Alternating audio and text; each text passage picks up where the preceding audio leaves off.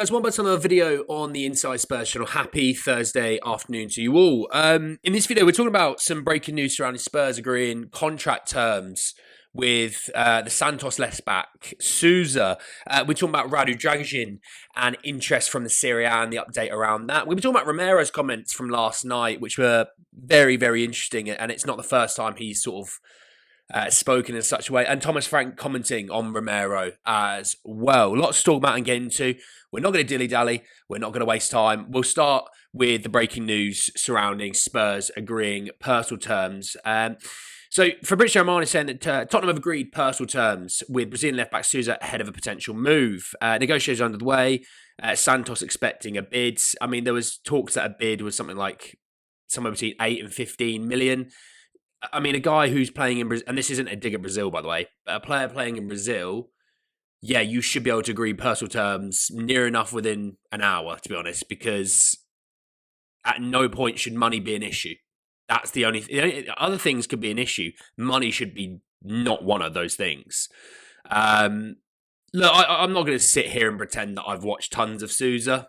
No, I'm not going to. I don't know any Spurs fan that truly has watched tons of Souza. If they have, kudos to you. I just have better things to do with my life, evidently.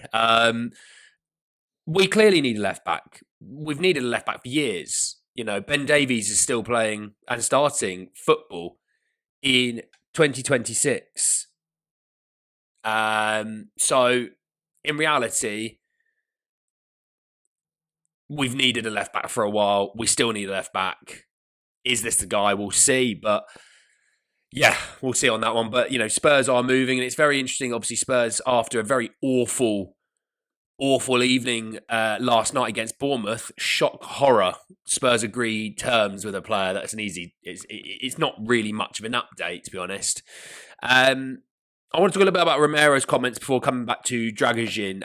Also, by the way, a little bit of really poor news. Mohamed Kudus is out until April time. So Spurs selling Johnson, Kudus getting injured. Now we're down 2 players and there's no news about an attacker coming in. Spurs only work on one deal at a time, which is something that's always been the case. Romero, though, and this is look, I'll read it verbatim, but obviously it has been Google translated because, you know, it was in Spanish, I believe. Saying that apologies to all fans of you who follow us everywhere, who are always there and will continue to be. We're responsible. There's no doubt about that. I am the first, but we will keep facing up to it and trying to turn the situation around for ourselves and for the club. At times like this, it should be other people coming out to speak, but they don't, as has been happening for several years now. They only show up when things are going well to tell a few lies. We'll stay here, working, sticking together and giving our all to turn things around, especially at times like this. Keeping quiet, working harder and moving forward all together is part of football. This obviously, look, is not the first time he has said such a thing. He said something similar sort of time last year, really. And I think a lot of people went, well, that's aimed at Daniel Levy. Well, correct me if I'm wrong. Daniel Levy is nothing to do with Tottenham anymore. And he said it again.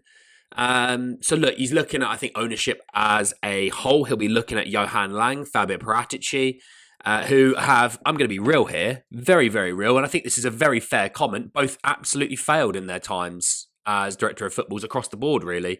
Yeah, they have good moments and they've done some good things here and there. But, you know, you got Fabio Paratici, who took Juventus from being one of the most dominant teams in Europe to, well, have you seen Juventus recently? No offense to Juventus. They're not anything like they used to be, and that's fair to say.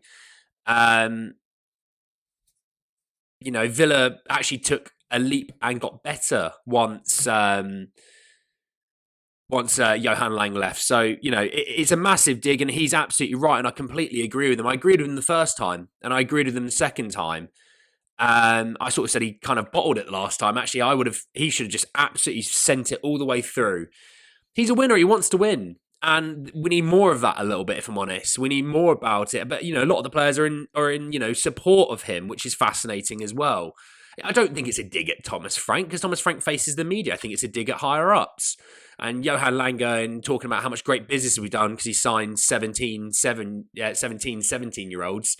I don't think it's that. Yeah, I don't care. I don't want to hear. Vinny as well. Vinay, like I don't really care for any of them. I think they're absolutely all underwhelming at their jobs. Vinay's just gone absolutely quiet. But, Thomas Frank coming out and saying, after Cuti became club captain, he's done a lot of things right. Then when you're a young leader, sometimes you make a mistake. It's, of course, good to keep it internally. We had a good conversation with him this morning about everything. But keeping it internally hasn't worked. And I'm all for don't be toxic, keep it in-house.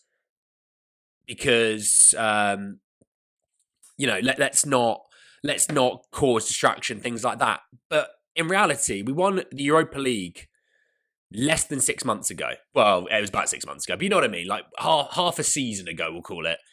And we sit here on the Thursday, the 8th of January, in free fall. Can't win at home. Defensively now shot to pieces after we were told defensively he's going to sort it all out. And, well, we were crap yesterday. Do not create anything in the attacking front. What is there to hang our hats on? We're down Desti Doggy. We're down Kudus. Simmons has only just come back. We're down Madison, down Solanke. We have no updates. There's nobody telling us anything of relevancy when it comes to injuries as well. And it's doing my head in. It did my head in with Ange, and it's doing my head in now. And I'm not saying you have to sit there and say he's going to be back this exact date, but give us a bit of a time frame. I mean, what's happened to Kulusevski? Has he just died? Like, he's going to get an injection in his knee and he might be back in a few weeks. He's been out for how many months and he's getting an injection? Now, I've ruptured an anterior cruciate ligament. I've torn a meniscus.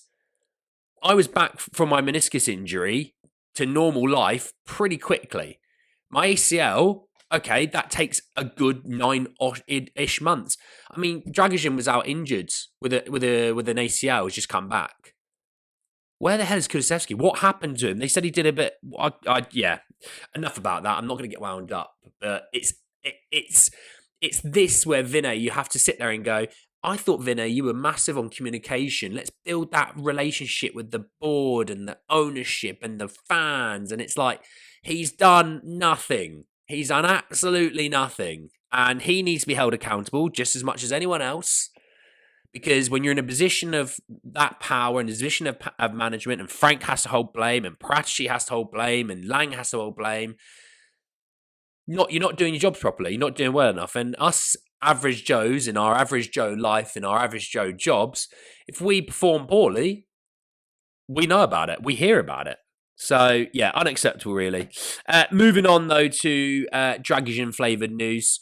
For Demartio saying that there's been contact between Spurs and Roma.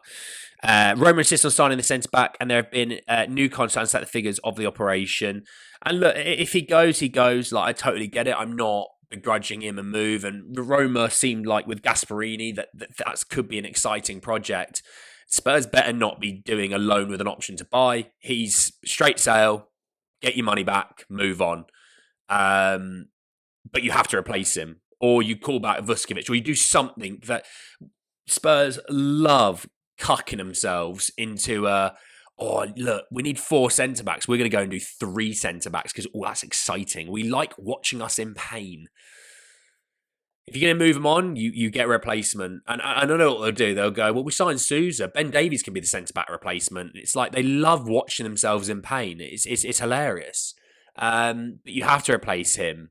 Kulu and Kudus, Solanke is basically an attacking front 3 that we're now missing. Johnson's been sold. It's 4 players that have gone. You need to do something in the attack. You need to. All it takes is one more injury, and we are absolutely screwed in the attack. Like having no backup, sort of screwed. So let's see on that front. But look, Souza or not, Spurs have got some real issues this window, and time's ticking. Time is ticking. FA Cup games, Champions League games, falling further behind in the Premier League. Time's ticking. Otherwise, this season's going to go absolutely to the bin again. And there's no Europa League run to save us. Just saying. Let me know your thoughts down below. And we'll see you all very soon to talk a lot more about Tottenham. Take care. Peace.